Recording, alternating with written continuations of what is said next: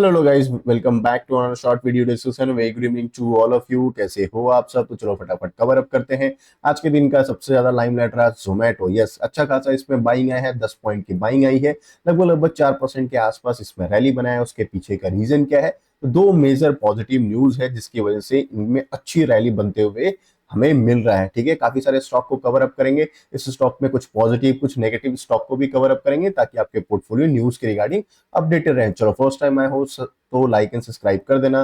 Subscribe कर रहे हो तो बेल आइकन को और जरूर क्लिक कर देना। Second and the most important, अगर लाइव मार्केट में जुड़ना चाहते हो तो ज्वाइन कर लेना, या जूम मीटिंग में ज्वाइन होना चाहते हो, हम हर दिन संडे को एक जूम मीटिंग करते हैं, तो चैनल को जरूर ज्वाइन कर लेना। चलो फटाफट बात कर लेते हैं जोमेटो आज के पीछे का रैली का रीजन। तो दो पॉजिटिव रीजन है। पहला जो पॉजिटिव रीजन है, कुछ टाइम पहले जोमेटो और स्विगी को एक एलिगेशंस लगे थे। ठीक है, एलिगेशंस क्या लगे थे कि वो अब फेवर करते हैं कुछ रेस्टोरेंट को लिस्ट कराने के लिए अपने प्लेटफॉर्म पे। मतलब क्या क्या आपको पता है, जोमेटो और स्विगी ये क्या करते हैं, अपने जो लोकल एरियाज के जितने भी रेस्टोरेंट हैं वहां पे उनको अपने प्लेटफॉर्म पर लिस्ट कराते हैं ताकि जोमेटो वहां से ऑर्डर कर पाए। ठीक है, या स्विगी अपने यहाँ से ऑर्डर कर पाए। उससे क्या होता था, लोकल मार्केट में लोकल वहां के लोकल जो छोटे छोटे वहां के रेस्टोरेंट थे उनको अगर वो लिस्ट नहीं करते तो वो डायरेक्ट उनके बिजनेस को इम्पैक्ट करता था। अब ये क्या करते थे कि वो फेवर करते थे कौन कौन से बड़े रेस्टोरेंट को, या फिर कह लो बड़े चेन वाले जो रेस्टोरेंट होते हैं,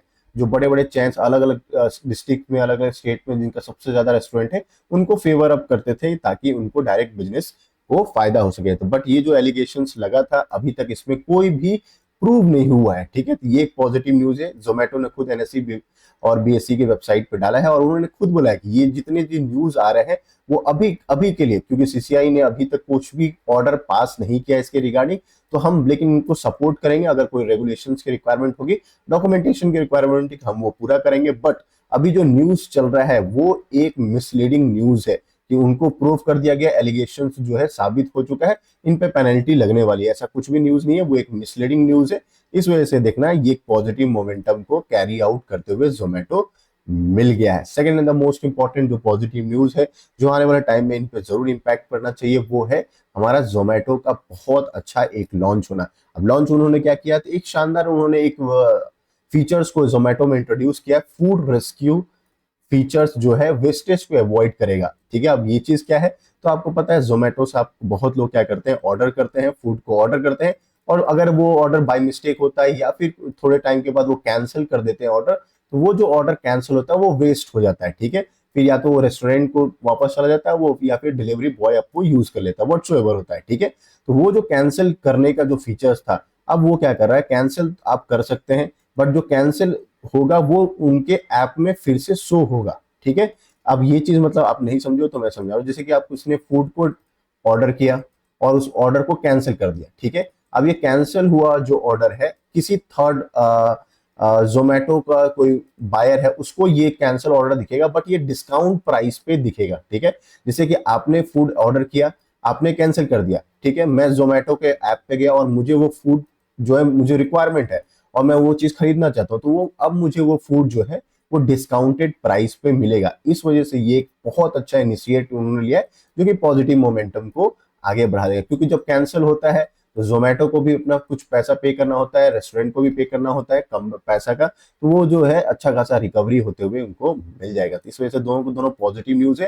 कैंसिलेशन भी हो गया और कोई थर्ड कोई बायर होगा उसको खरीदने के लिए डिस्काउंटेड प्राइस पे भी उस चीज को मिल जाता है। तो जोमेटो के लिए back to back positive news है। चाहो तो अच्छे लॉन्ग रन के लिए इस स्टॉक को खरीद सकते हो। हालांकि स्विगी अभी लिस्टेड होने वाला, देखने वाली बात है कि स्विगी से इंपैक्ट इनको कितना पड़ता है। ठीक है, आई होप एनालिसिस अच्छे लग रहे हो तो लाइक एंड सब्सक्राइब बिल्कुल कर देना। सब्सक्राइब करोगे तो अभी मेरे वीडियोस आप तक रीच आउट हो पाएंगे। जोमेटो अगर आपके पास स्टॉक है जरूर कमेंट करके मुझे बताना। बात कर लेते हैं आईटीआई लिमिटेड। ये लास्ट कुछ मंथ में देखोगे ये स्टॉक जो है रॉकेट बन रहा है, एकदम शार्प बाइंग आई है। इसके पीछे का रीजन क्या है? हालांकि इस स्टॉक को हमने मल्टीपल टाइम भी कवर अप किया, लास्ट 3-4 डेज से हम इस स्टॉक को कवर अप कर रहे हैं। अगर आप वीडियोस चेकआउट करते हैं मेरे रेगुलर बेसिस पे तो आपने इस स्टॉक को भी कंसीडर किया होगा। ठीक है, देखो ये स्टॉक की बात कर रहे हैं, यहाँ पे एक वीडियो यहाँ पे पब्लिश्ड है। इसकी बात कर लेते हैं, इसके अच्छा खासा इसमें बाइंग क्यों आ रहा है। तो सबसे पहले इनको बैक टू बैक ऑर्डर्स मिले। अब आईटीआई क्या काम करता है, तो एक सरकारी कंपनी है, डिपार्टमेंट ऑफ टेलीकॉम में के अंडर आती है, तो इनको बैक टू बैक सरकार से ऑर्डर्स मिल रहे हैं। अच्छा खासा इनको ऑर्डर्स मिल रहा है, 30,000 के आसपास का मार्केट कैपिटलाइजेशन है। तो पहले जो इनको ऑर्डर्स मिला था ऑलमोस्ट 3,000 करोड़ का इनको ऑर्डर मिला था, ठीक है। वेस्ट बंगाल, अंडमान एंड निकोबार में वहां पे स्टैब्लिश करने का इनको ऑर्डर मिला था। अभी हाल फिलहाल इनको 1537 करोड़ के आसपास फिर से एक और ऑर्डर मिल चुका है, जो कि अरुणाचल प्रदेश, नागालैंड एंड मणिपुर स्टेट्स में वो जो प्रोजेक्ट है वो सारे के सारे भारत नेट का कंप्लीट करते हुए वो मिल जाएंगे। इसके पहले भी बिहार स्टेट गवर्नमेंट से भी इनको ऑर्डर मिला था 300 करोड़ के आसपास सोलार लाइट्स का इंस्टॉलेशन करने का इनको प्रोजेक्ट्स मिले थे। तो बैक टू बैक इन सारे स्टॉक को आप चाहो तो रडार पे रख सकते हो। बैक टू बैक इनको ऑर्डर्स मिले और अच्छे ऑर्डर्स मिल रहे हैं, क्योंकि जिस हिसाब से मार्केट कैपिटलाइजेशन है 30,000 करोड़, अच्छा खासा क्वांटिटी में इनको ऑर्डर मिल रहा है। तो आने वाले टाइम का क्वार्टर इनका स्ट्रॉन्ग हो सकता है। तो आप चाहो तो इस स्टॉक को रडार पे रख सकते हो। नेक्स्ट टॉपिक की बात कर ले, पीएफसी। कमाल का ये स्टॉक है, Q2 का रिजल्ट बहुत प्यारा आया था। हालांकि इसका टारगेट जो है बहुत अच्छा इंक्रीज कर दिया गया। आने वाले टाइम में इसका जो टारगेट है ऑलमोस्ट 50% अपराइट देखा जा रहा है, जो कि बात करें 680 रुपीज का जो है टारगेट मेंटेन कर दिया गया। बोला क्यों गया कितना बड़ा टारगेट आ सकता है? सबसे पहला रीजन होता है एएमयू। एएमयू क्या होता है? Asset under management. यस, ये बहुत अच्छा इंक्रीज कर रहा है, जो वो बहुत अच्छी बात है।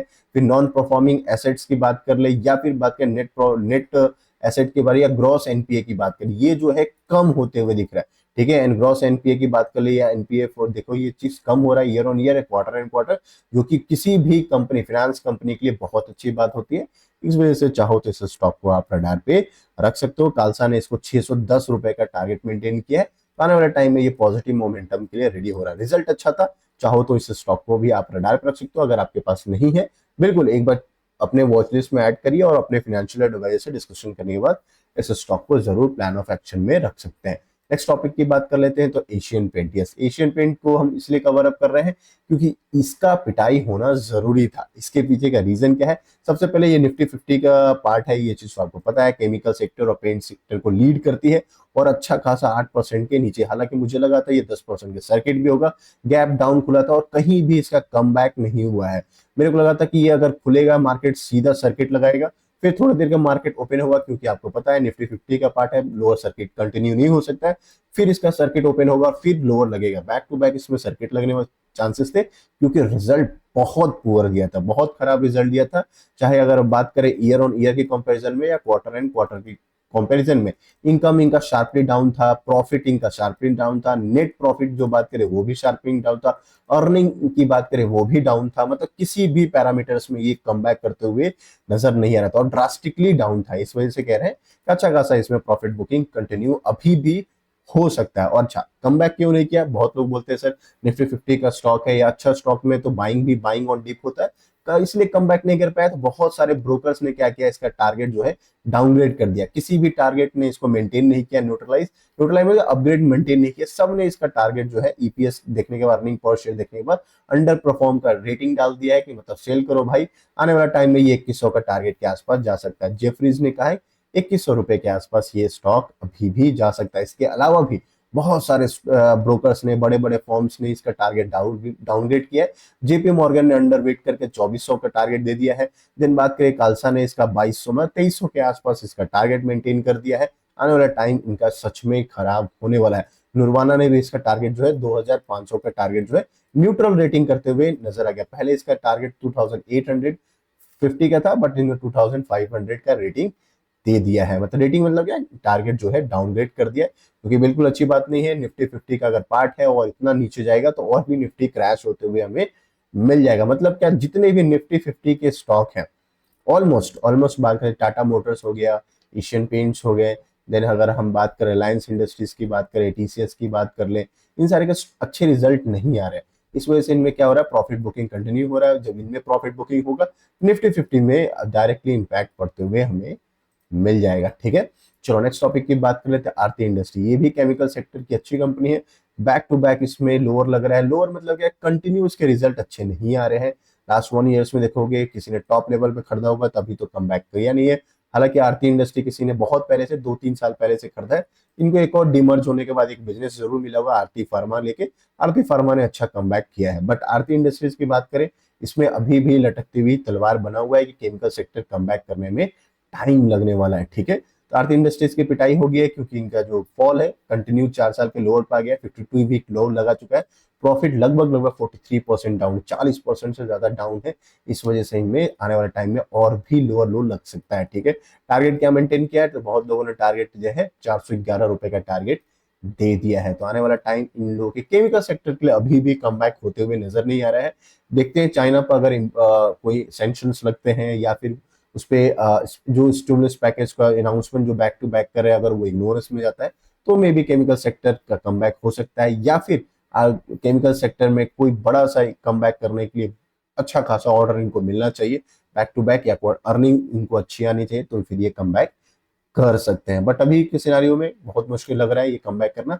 देखते हैं आने वाला टाइम फ्रेम कैसा होने वाला है केमिकल सेक्टर के लिए। आई होप एनालिसिस अच्छे लग रहे होंगे, लाइक एंड सब्सक्राइब कर देना। कोई ऐसा स्टॉक है जो मिस आउट हो गया आप कमेंट में शेयर कर सकते हो, मैं नेक्स्ट वीडियो में ऐड ऑन करके उस पर न्यूज शेयर कर दूंगा। तब तक के thanks for watching, take care.